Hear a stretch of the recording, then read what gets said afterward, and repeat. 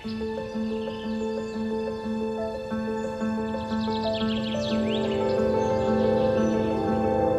আমাদের শ্রীলঙ্কা ট্রিপের তৃতীয় দিন। রয়েছি সবুজ চাদরে মোড়া অপূর্ব সুন্দর এই গ্রাম এল্লেতে। উঠেছি খুব ভোর রাতে এখানকার ফেমাস 9 আর্চ ব্রিজের সৌন্দর্য দেখব বলে। আর চারিদিকে হয়ে চলেছে অবিরাম মেঘেদের খেলা। আমরা এখন সেই ফেমাস এলার 9 আর্চ ব্রিজে যাচ্ছি।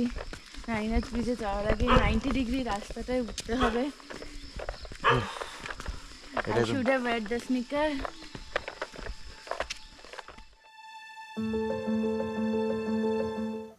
আমাদের হোমস্টে থেকে এই 9 আর্চ ব্রিজের দূরত্ব ওই প্রায় 20 মিনিট মতো। এটি শ্রীলঙ্কার অন্যতম ট্যুরিস্ট অ্যাট্রাকশন, যা আমাদের বাকেট লিস্টে আগের থেকেই ছিল। জঙ্গল আর পাহাড়ি চড়াই রাস্তা পেরিয়ে আভাস পেলাম অবশেষে হতে চলেছে আমাদের অপেক্ষার অবসান। আর অ্যাডভেঞ্চার যেন আমাদের হাতছানি দিয়ে ডাকছে বারে বারে।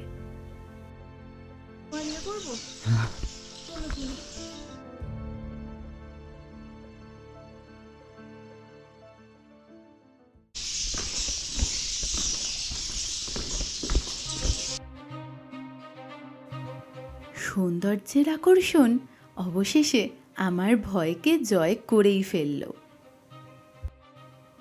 আর এপারে এসে অবাক হয়ে গেলাম দেখে জোর কদমে চলছে একটি সাউথ ইন্ডিয়ান মুভির শুটিং।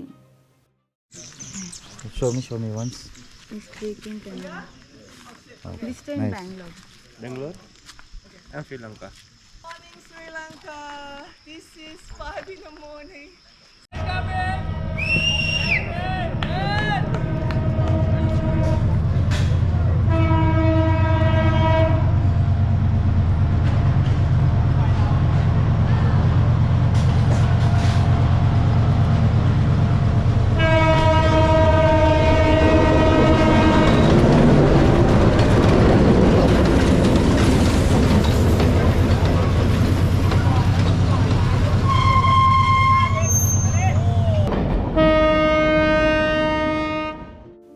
এটি কিন্তু কোনো ট্যুরিস্ট ট্রেন নয়, মুভির ব্যবহারের জন্যই ভাড়া করা হয়েছে এই ট্রেনটি। এখন রয়েছি 9 আর্চ ব্রিজের ঠিক মাঝ বরাবর আর চলেছি অপর প্রান্ত থেকে এই সৌন্দর্য উপভোগ করতে। সকালের ঠান্ডা ফুরফুরে হাওয়া, চারপাশের ঘন জঙ্গলকে ছুঁয়ে যাওয়া মেঘের দল আমাদের চোখ আর মনকে যেন স্নিগ্ধ করে দিয়েছে। এবার ফেরার পালা। এখন আমরা যাচ্ছি একটু লাঞ্চ করে নিতে, কারণ একটু পরে আমরা বেরিয়ে যাব সাউথ শ্রীলঙ্কার দিকে, যেখানে সব সুন্দর সুন্দর সি বিচগুলো আছে। এবার চলেছি লাঞ্চ করতে। হোমস্টে থেকে রেস্টুরেন্টের দূরত্ব বেশ কিছুটা। পাহাড়ি আঁকাবাঁকা রাস্তায় ঠান্ডা হাওয়া গায়ে মাখতে মাখতে হাঁটতে কিন্তু বেশ ভালোই লাগে। 5 মিনিট হাঁটা পথে পৌঁছে গেলাম আজকের এই রেস্টুরেন্টে। এখানে কিন্তু খাবার আগের থেকে তৈরি থাকে না, অর্ডার দিলে তবেই পাওয়া যায় গরম গরম ট্র্যাডিশনাল শ্রীলঙ্কান ফুড।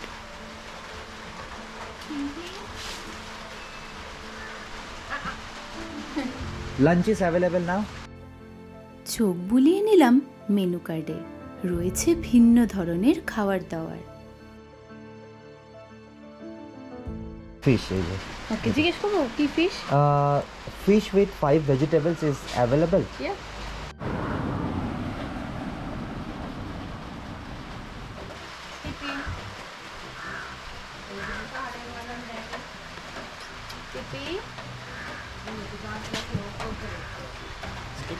আমরা চলে এসেছি আমাদের লাঞ্চ করতে, একটু আগে যেরকম বলেছিলাম।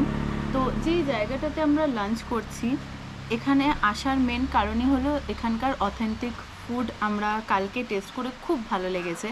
আর এটার নাম ভিলেজ ফুড কর্নার, যার নামের সাথে তার খাবার দাবারের যথেষ্টই মিল পাওয়া যায়। এখানে আগের থেকে খাওয়ার রেডি থাকে না, অর্ডার করলে ওনারা ওনাদের ঘরের ভেতর রান্নাঘরে সেই খাবারটা রেডি করে দেন। আর এখানে যদি খাবারের কথা বলি, খুব সুন্দর খাবার। অনেকেই আছেন যারা লাল লঙ্কা খেতে পারেন না, এখানে খুব কম মশলায় খাবার তৈরি করা হয়, আর তাতে ঝাল দেওয়া হয় গ্রিন চিলি আর পেপার পাউডার, যেটাকে আমরা গোলমরিচ বলি। তো কেউ যদি মনে করেন যে তারা বেশি ঝাল খান, তাদেরও খুব ভালো লাগবে। আর কেউ যদি কম ঝাল চান, সেটা বলে দিলে ওরা আরও কমিয়ে করে দেয়। সুতরাং খাবার খেয়ে অসুস্থ হওয়ার বা কোনো রকমের প্রবলেমের কোনো চান্স নেই। খাবারের টেস্টও খুব ভালো। হ্যাঁ, তবে এখানে খাবারে একটু টক বা কারি পাতার ইউজ হয়, যেরকম আমরা আমাদের সাউথ ইন্ডিয়ায় পেয়ে থাকি। যেহেতু খুব কাছাকাছি শ্রীলঙ্কা, তাই সেই কালচারের কিছুটা রেশ আমরা শ্রীলঙ্কাতে পাই।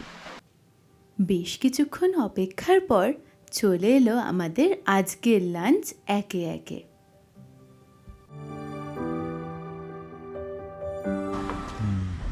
ধোঁয়া উঠছে সব কিছু। করলার তরকারি দিয়েছে। খাও, তো তুমি ভালোবাসো। তো আজকের আমাদের লাঞ্চে যে মিলটা নিয়েছি, সেখানে রাইস দিয়েছে। রাইসটা একটু স্টিকি রাইস টাইপের, তার সাথে একটা গাজরের তরকারি, আর এখানে করলার তরকারি। আমরা যে কাঁচা টমেটোর তরকারি করি সেটাও আমরা পেয়েছি। একটা ডাল দিয়েছে, ডালটা একটু অন্য রকমের, একটু ঘন, অনেকটা আমরা যে লুচির সাথে ছোলার ডাল করি ওরকম, বাট এখানে অড়হর ডাল ইউজ করা হয়। আর তার সাথে একটা বেশ কীরম বলবো, ঠিক চাটনি মতো নয়, এটা একটা নারকেল, তার সাথে বেশ কিছু পেঁয়াজ আর একটু লঙ্কা দিয়ে ওরা কিছু ঝুড়ো টাইপের করে, যেটা খেতে সত্যি খুব ভালো লাগে, হালকা টকটক। আর দেখাই, তার সাথে আমরা নিয়েছি এখানকার সি ফুড, একটা ফিশের আইটেম। তো এই মাছটা খেয়েছি, খুব একটা মানে যারা সি ফুড খুব বেশি পছন্দ করেন না তাদের হয়তো গন্ধ লাগতে পারে। হ্যাঁ, একটা সি ফুডের যে র স্মেল থাকে সেটা তো আছে, কিন্তু এর গ্রেভিটা খুব সুন্দর টেস্ট, হালকা একটু টকটক ভাব আছে। তো এই আছে আমাদের লাঞ্চের মেনু। চটপট করে খেয়ে নিয়ে আমাদের এবার বেরিয়ে পড়তে হবে।